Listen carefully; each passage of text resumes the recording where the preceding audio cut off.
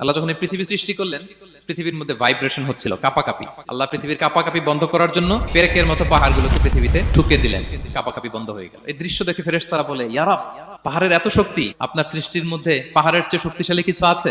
আল্লাহ বললেন আছে। সেটা কি? আল্লাহ বললেন সেটা লোহা, কারণ লোহা দিয়ে পাহাড় কাটা যায়, ঠিক কিনা?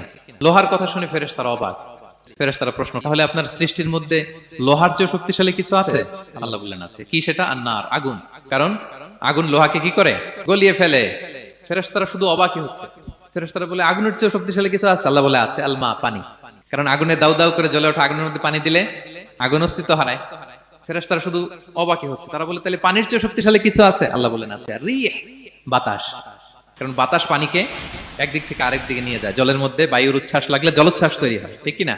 ফেরেশতারা আবার অবাক হয়ে বলে, তাহলে বাতাসের চেয়ে শক্তিশালী কিছু আছে? আল্লাহ বললেন আছে। সেটা কি? বলতেছে বনি আদম। ওই মানুষ শক্তিশালী যে গোপনে দান করে, এত গোপনে যে ডান হাত কি দান করলো, বা হাত সেটা টের পায় না। পড়েন সুবহানাল্লাহ।